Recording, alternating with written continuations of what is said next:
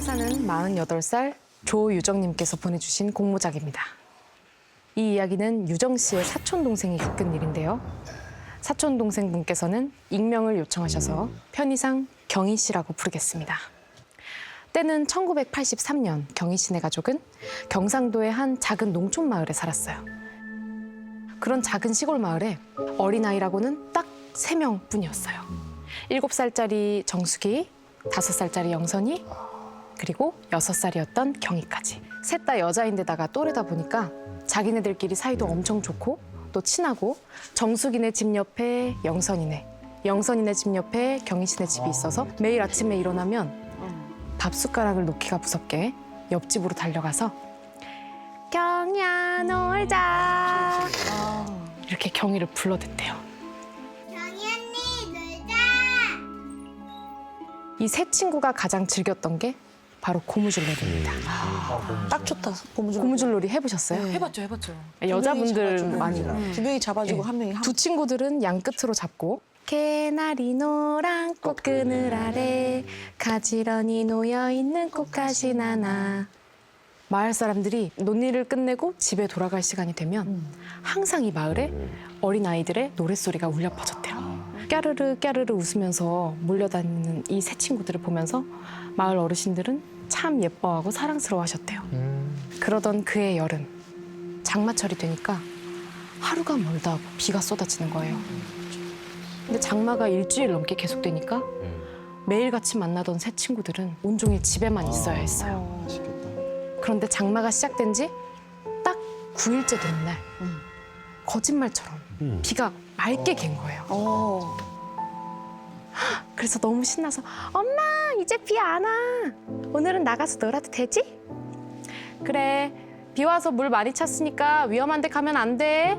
이렇게 엄마의 허락을 받고 신이 난 경희는 아침밥을 다 먹자마자 옆집으로 달려가서 오랜만에 친구들을 불러 모았어요.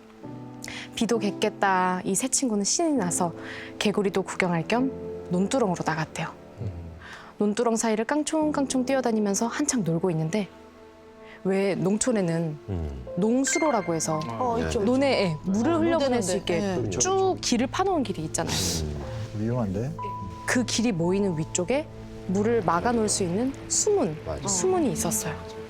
근데 일주일 넘게 장마가 계속되니까 물이 거의 넘칠 때까지 찬 거예요. 그래서 어른들이 비가 더 오면 수문이 터질 수도 있으니까 이 미리 물을 좀 빼놔야 되겠다 싶어서 얘들아 위험하다 얼른 비켜라 물 내려간다 하고 외치셨어요. 그 말에 새 친구들은 급하게 엎치락 뒤치락 하면서 논두렁으로 올라갔대요. 근데 너무 급하게 올라오다 보니까 그만 정수기에 운동화 한 짝이 농수로에 빠진 거예요. 신발이 벗겨졌구나. 신발. 어떡해. 언니 왜 그래?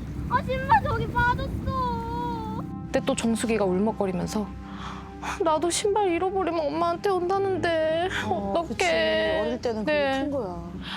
이렇게 눈치를 보다가 결국 정수기는 아저씨들이 수문을 보느라 정신이 팔린 틈을 타서 농수로로 뛰어내려갔어요. 언니, 정숙 언니 어디가? 그 순간 이 농수로로 달려내려가는 정수기를 보지 못하고 어른들이 수문을 열어버린 거예요. 어떡해. 근데 장마가 일주일 넘게 계속되다 보니까 그 안에 있던 물의 양이 어마어마했던 거죠. 그 수문 안에 가둬져 있던 물은 맹렬한 기세로 농수로에 뛰어들었던 정수기를 덮쳤고 어떡해. 정수기는 결국 물길에 휩쓸려서 금세 모습을 감추고 말았어요. 어떡하니.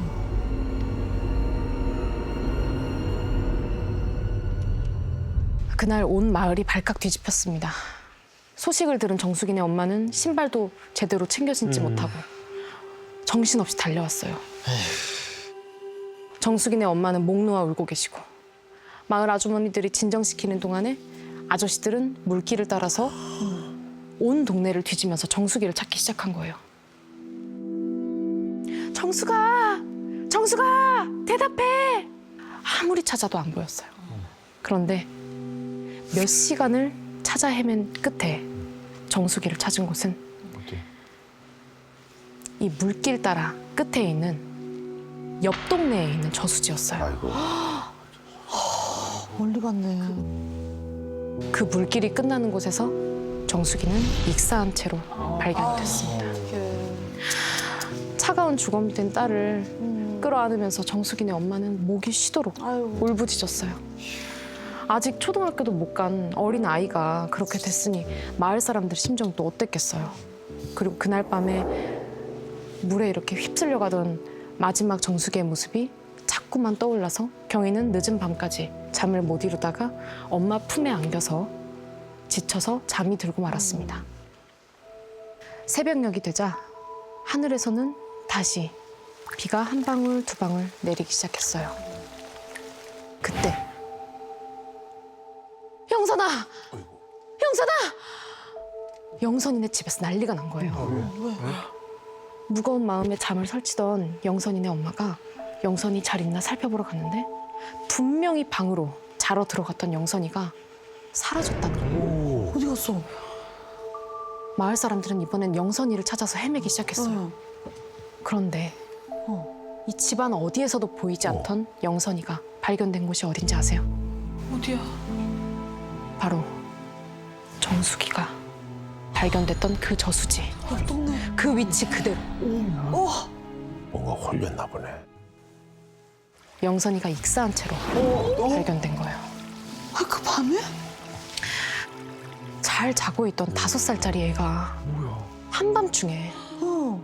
그 마을도 아니고 갑자기 옆 동네까지 떨어진 저수지에 갔다는 게 너무 이상한 거예요.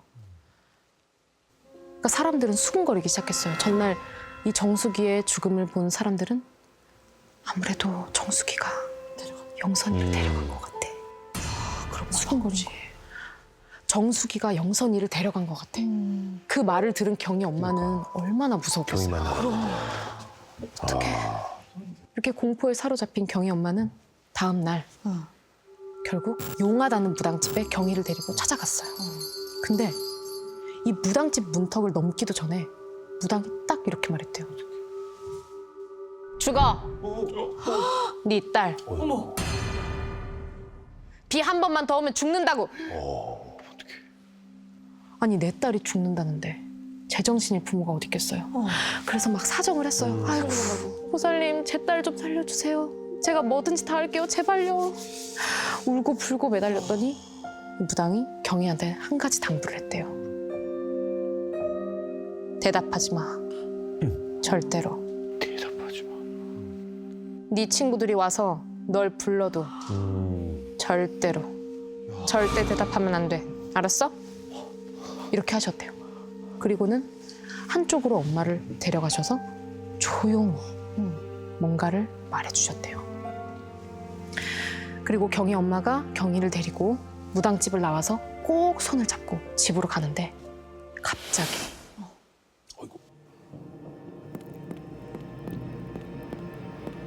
비가 한 방 왜 장만 되고. 떨어지기 시작한 거죠. 근데 아까 무당이 그랬잖아요. 비 한 번만 더 오면 죽는다고. 사색이 돼서 엄마가 경희를 끌고 정신없이 집으로 돌아갔어요. 빗방울은 밤이 깊어질수록 아예 세차게 내리기 시작했어요. 그날 밤에 이제 경희 방에 엄마랑 딸이 나란히 누워서 경희야 불러도 절대로 대답하면 안 돼. 알았지? 절대로 대답하면 안 돼. 알았죠, 엄마. 이게 엄마가 등을 토닥토닥 해주니까 이 토닥이는 따스한 엄마의 손길에 잠이 들려던 그때 익숙한 노랫소리가 들리기 시작했어요. 개나리 노란 꽃그늘 아래 가지런히 놓여있는 꽃가지 나나. 방문 밖에서 나직하게 들려오는 노랫소리에 경희 씨는 잠이 살빛 들려다 깼대요. 어? 무슨 소리지? 어리둥절해하고 있는데 경희야 놀자. 경희 언니 빨리 나와. 바로 이 친구들의 목소리였어요. 근데 기억하시죠? 대답하면 안 돼. 맞아. 무당이 얘기했잖아요. 절대로 대답하지 말라고. 근데 이 경이는 겨우 6살밖에 안 되는 어린아이였어요. 대답하면 안 되는데 자기도 모르게 윤수가 언니야? 윤선이도 언니? 자기도 모르게 대답을 한 거예요. 친근한 목소리가 들리니까. 근데 이 대답을 한 그 순간 갑자기 경희의 몸이 방문 쪽으로 미친 듯이 끌려가기 시작한 거예요. 몸이 막 이렇게 뭔가 밖에서 기어서 경희를 끌고 내게야 말겠다는 것처럼 엄청난 힘으로 경희를 당기기 시작했어요. 그래서 막 살려고 발버둥 치고 방바닥을 이렇게 손으로 짚으면서 기어가려고 해도 자꾸만 몸이 방문 쪽으로 끌려갔대요. 도저히 자기 힘으로 할 수 없었어. 엄마! 아무리 불러도 근데 엄마가 피동도 안 하는 거예요. 마치 경이랑 엄마랑 다른 세상에 있는 것처럼. 그 순간 갑자기 경이는 가슴이 움켜쥐기 시작했어요. 가슴 속에 불덩이가 들어가는 것처럼 아주 뜨겁게 달아오르기 시작했대요. 그런 동안에도 경이의 귓가에는 계속 친구들이 부르는 노랫소리랑 경이야 빨리 나와, 경이 언니 놀자 소리가 들리고 있었대요. 이 가슴팍을 쥐고 꺽꺽대면서 방문 쪽으로 질질 끌려가다가 경이가 등 뒤에 방문이 닿는 순간 기절하고 말았어요. 기절을? 예. 시간이 한참 흐르고 한참이 지난 후에 일어나 보니까 엄마가 경이 몸을 사정없이 주무르고 있는 거예요. 그 눈을 딱 경이가 뜨니까 엄마가 경이를 끌어안고 엉엉 울기 시작했어요. 우리 애기 괜찮은 거지? 정말 다행이야. 정말 다행이야. 이러면서 막 우셨대요. 근데 경이는 엄마가 갑자기 우니까 그 눈물에 이게 무슨 상황인가 싶었대요. 그랬더니 엄마가 부살님, 아유 감사합니다. 천지시면 정말 감사합니다. 엄마, 근데 아까 정수기 언니랑 영선이가 와서 놀라고 했는데 근데 내가 가려고 했는데 여기가 너무 뜨거워서 못 나갔어. 그 말을 들은 엄마가 깜짝 놀라서 기어이 찾아왔구나. 걔네한테 끌려갔으면 어쩔 뻔했어. 세상에 이게 없었으면 어쩔 뻔했니. 이러면서 경이가 입고 있던 런닝을 막 벗기더니 뭔가를 찾기 시작했어요. 뭐야? 근데 아까 경이가 이 가슴 쪽에서 타오르는 듯한 뜨거운 고통을 느꼈다 그랬잖아요. 바로 그 위치에 덧댄 작은 천이 하나 보였어요. 그 천을 뜯으니까 이 안에서 꼬깃꼬깃 접힌 부적이다. 부적. 알고 보니까 그 부적이 낮에 갔던 그 무당집에서 엄마한테 준 거였어요. 이 속옷에 작은 주머니를 만들어서 부적을 넣은 다음에 경희한테 꼭 입히라고 신신당부를 하셨대요. 그리고 또 기억나시죠? 한쪽 구석으로 무당이 엄마를 불러서 이야기하셨다는 또 다른 비방이 있었어요. 엄마가 이 부적을 보시고 그 순간 벌떡 일어나서 방문을 열었는데 엄마가 다리에 힘이 풀려서 주저앉았어요. 어머나 세상에. 무슨 일이지? 인형이 사라졌네. 사실 이 무당이 알려준 비방이 지프로 인형을 만들어서 딸의 속옷을 입혀둔 다음에 그걸 방 문고리에 걸어두라고 한 거였어요. 근데 감쪽같이 사라진 거예요. 그 인형은 결국 어디로 갔을까요? 주인공 건우 씨가 끔찍했다 표현한 이 이야기는 2017년 4월 용산구 보강동의 한 빌라로 이사를 하게 되면서 시작됩니다. 성주영이라고 친한 형이 있었습니다. 그분이 도와주러 찾아왔어요. 그렇게 이제 둘이 정신없이 이제 짐을 나르고 이제 환기 좀 시켜야겠다 해서 창문을 이렇게 활짝 열려고 싹 젖혔는데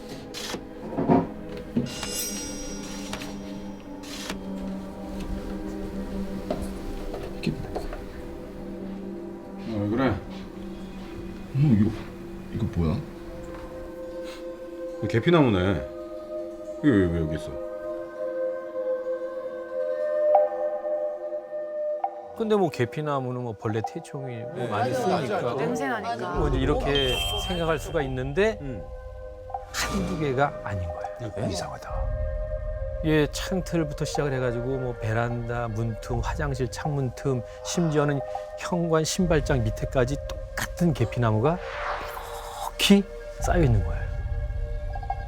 그러니까 이거 모이면 좋게 한 60개 정도인데. 그 좀 이상하잖아요. 이러면 이상하지. 아 그런데 계피는 뭐 네. 벌레 때문에 그렇다고 치더라도 네. 더 이상한 게 하나 있었어요. 뭐야? 화장실 수납장 깊숙한 곳에서 변이 묻은 휴지 조각. 더럽게 불쾌하다. 손조차 이게 잘 안 닿는 곳이어서 누가 꼭 일부러 갖다 놓은 것처럼. 일부러 놨네. 거의 그게 또 휴지도 네. 거의 접혀 있는 거예요. 네, 이제 그걸 본 건우 씨가 기분이 좀 찝찝했어요.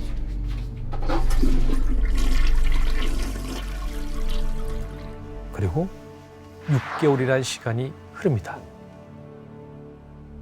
그런데 어느 날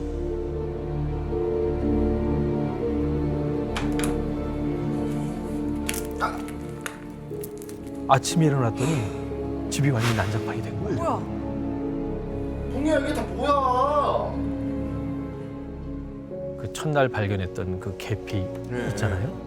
뭉이가 그걸 그냥 다 뜯어서 물어 뜯어갖고 엉망으로 만들어 놓은 거예요. 강아지가. 이 건우 씨가 그걸 막 정리하느라고 아침부터 막 엄청 진땀을 뺐죠. 그리고서 이제 아르바이트를 가려고 집을 딱 나섰는데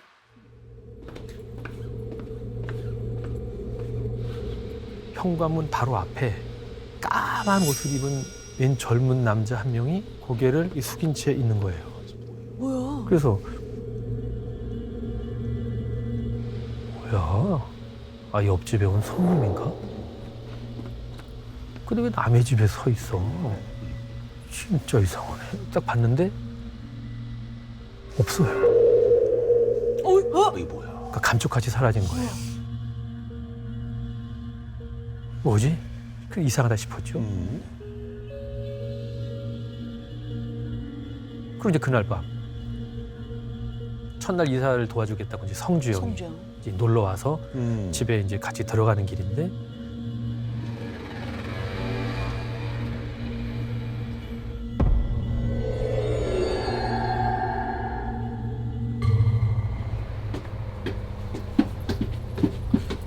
왜 그래? 아이 추워. 빨리 들어와. 아이 빨리 들어와 그냥. 그렇게 형에게 끌려 집으로 들어갔던 건우 씨가 무심코 그 남자가 있는 곳을 힐끔 쳐다봤는데 건우 씨 얼굴을 똑바로 쳐다보는 거예요. 근데 그 얼굴이 칼로 난도질된 날달 흉터들이 가득한 겁니다. 형, 그거 봤어? 건우야 아는 척하지 마. 그냥 모르는 척해. 아니 무슨 소리야? 방금 전화도 봤냐니까. 야 배고프다. 라면 어딨냐? 아니, 그 당황한 건우 씨의 물음에 성주영은 그냥 배고프다면서 그냥 슬쩍 말을 돌리더라고요. 그런데 그날 밤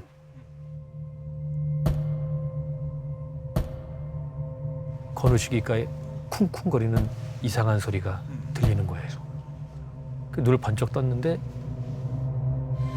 검은 바지를 입은 사람 다리가 보이는 거예요.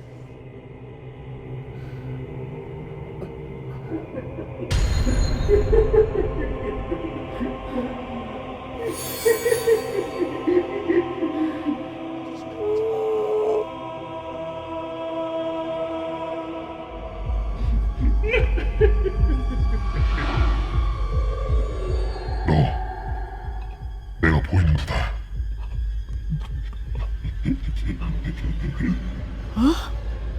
남자는 그런 건우 씨를 보면서 막 웃겨 죽겠다는 듯이 온 방 안을 막 뛰어다니기 시작했어요.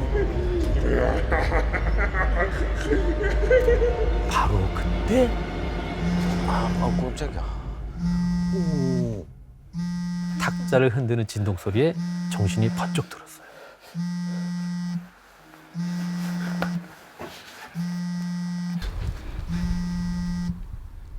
여보세요? 야,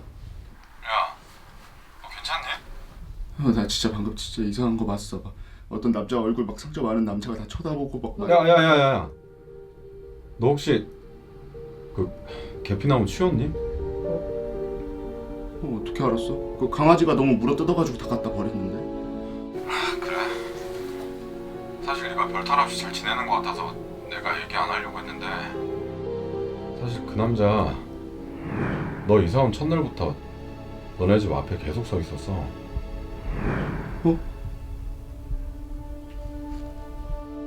뭐야 봤구나. 그래서 그 말을 끝으로 성주영은 계피나무가 귀신을 막아줬던 것 같다면서 자기가 얘기하는 대로 해보라고 말을 하더라고요. 첫 번째, 계피나무를 사온 후 집안의 문을 다 닫고 불을 붙여서 향을 피운다. 이 둘째, 계피향을 집안 모든 곳에 채우고 10분을 기다린다. 그리고 셋째, 10분 뒤 바깥과 연결된 창문 하나만 열고 환기를 시킨다. 그뿐만 아니라 평소에 다니던 성당에서 그 성수를 받아다가 곳곳에 이렇게 뿌리기도 하죠. 그리고 이제 10분이 지나기만을 기다리고 있는데 얼마나 지났을까? 깜빡 잠이 들었나 봐요. 안 돼. 잠이 들어.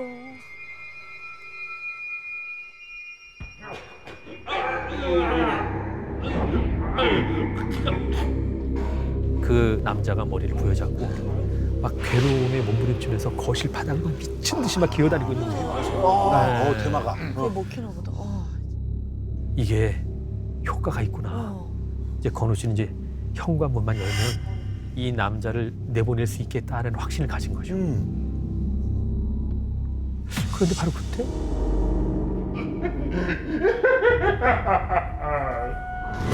이런다고 내가 나갈 것 같아.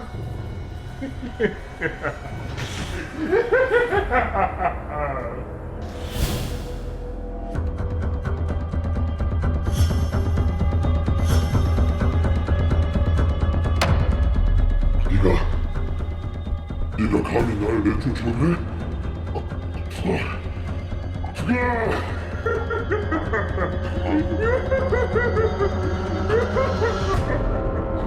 그 모습에 이제 건우 씨는 기절하듯 정신을 잃었어요. 그리고 눈을 떠보니까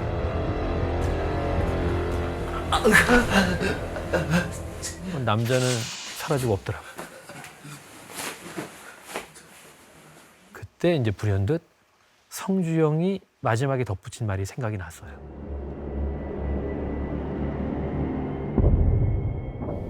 네가 종교가 있어서 내가 이런 말 하기 좀 그런데 만약에 내가 시킨 대로 그게 안 되면 그 무당 한번 찾아가 보는 게 어때?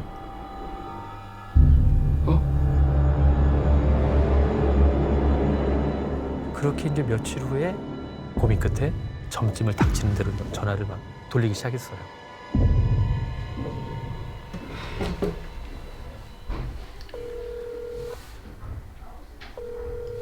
연결이 되지 않아 삐 소리 후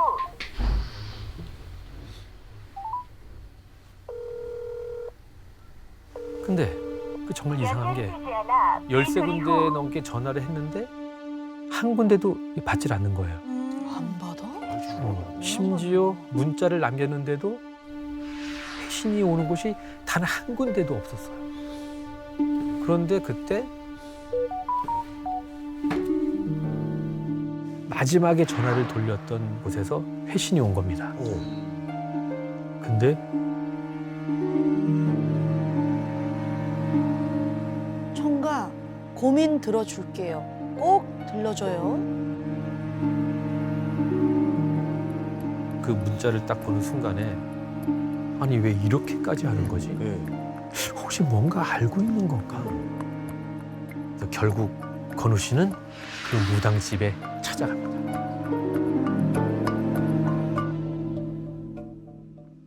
남자는 남자는? 총각한테 붙어 있는 그놈 말이야. 아우, 얼굴이 엉망이네. 다 알고 있다. 근데 신기한 건 이것뿐만이 아니었어요. 예. 그 남자가 어떤 옷을 입었는지, 건호 씨 집이 방이 몇 개인지, 3개인지, 네. 부모님이 안 계시는 가정사까지 모든 걸 꿰뚫고 있는 거예요. 부적을 써줄 테니까 내가 말해주는 그 방법대로 붙이고 꼭 갖고 다녀요. 그리고 이 부적은 단기로 막아주는 용도지 절대적인 게 아니야. 이게 뭔 소리야? 예? 아, 그럼 그게 또 나타날 수 있단 말씀이신가요? 그 집을 떠날 때 부적을 태워서 흘려보내야 해. 반드시 명심해. 그렇게 무당에게 받은 부적은 총 17장이었어요. 너무 많은데? 근데 정말 이 무당이 말해준 방법대로 부적을 곳곳에 붙이고 나니까 더 이상 그 남자도 보이지 않고 정말 신기했죠. 오, 다행이다. 어느덧 시간이 흐르고 2년을 채운 이삿날이 됐습니다. 이제 무당이 알려준 대로 이제 부적을 처리해야 할 때가 온 거죠. 그렇죠.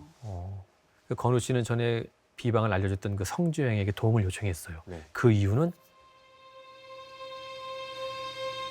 태우는 작업을 할 때 이웃집이든 경찰이든 누군가가 반드시 널 방해하려 할 거야. 누군가 방해하더라도 모든 걸 꼭 완벽하게 태우고 나가야 해. 이 얘기를 전해들은 성주 형은 이거 무슨 일 있어도 내가 어떻게 해서든 막을 테니까 넌 이거 부적 태우는 거에만 집중해, 알겠지? 알겠어. 그렇게 이제 집안에 있는 그 부적들을 모두 떼어낸 건우 씨는 화장실에 들어가서 문을 딱 잠그고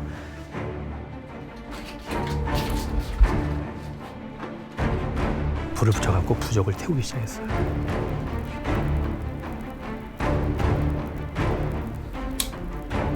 뭐 그렇게 순조롭게 이제 일이 풀리는 듯 했죠.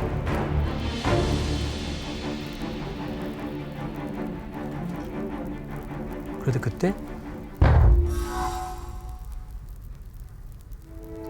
형. 무슨 일 있어? 뭐야?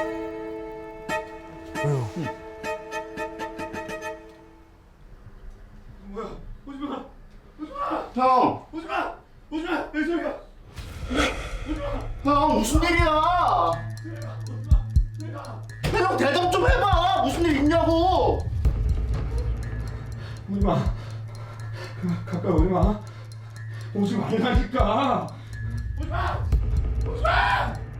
뭐 무슨 일 있어도 내가 어떻게 해서든 막을 테니까 넌 이거 부적 태우는 거에만 집중해, 알겠지? 아, 정신 차려, 해, 건우야. 빨리 태워야 돼.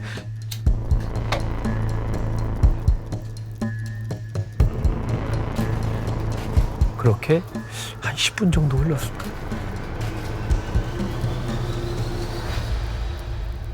소리가 싹 멈추더니 형. 형. 형, 건우야. 무슨 일이야? 건우야, 형이 다 쫓아냈어. 건우야, 형이 좀 다쳤어. 이거 잠깐만 문 좀 열어봐봐. 어? 형이 다쳤다고? 이상해. 이상해. 누군가 방해하더라도 모든 걸 꼭 완벽하게 태우고 나가야 해. 나 이거 다 태우기 전까지 나가지 말라 그랬거든? 나 이거 진짜 거의 다 태웠으니까 조금만 기다려줘. 아니, 건우야. 지금 형이 다 썼다니까, 건우야. 거의 다 태웠다고. 조금만 기다려달라고. 야, 형이 다 썼다고. 야, 이 새끼야. 형이 다 썼대잖아. 문 좀 열어보라고. 이거 안 열어? 야, 형이 다 썼다고. 야, 이 새끼야. 야, 문 열어. 야, 내가 다 썼다니까, 지금. 문 열어. 형이 문 열으라고, 이 새끼야. 내가 너 진짜 말이다. 내가 너 진짜 말이다. 문 열어! 여기 딱 쳤잖아! 건우야, 좀 열어보라고! 문 열어! 아무도 못 오게 막아주겠다던 성주영이 갑자기 다른 사람이 된 것처럼 막 욕설을 마구 퍼오면서 문을 막 부술 듯이 막 내려치는 겁니다.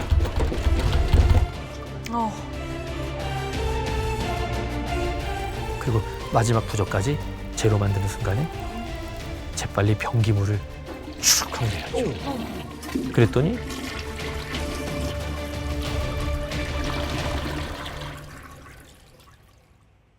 거짓말처럼 정말 고요해졌어요.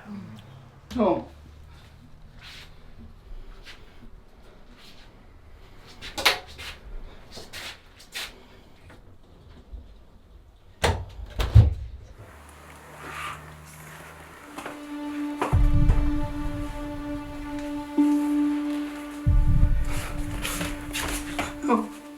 형 괜찮아? 형. 성주영은 금방 의식을 차리긴 했어요. 근데 자신이 한 행동을 전혀 기억을 못하는 거예요. 이해가 됐나 보구나. 그래서 우여곡절 끝에 무사히 부적을 태운 건우 씨는 이사를 잘 끝낼 수 있었고 다행히 그 후에도 그 남자를 보낼 일은 없었다고 합니다. 아직까지도 보강동에 그 빌라가 남아 있는데요. 건우 씨를 끔찍하게 괴롭혔던 그 남자,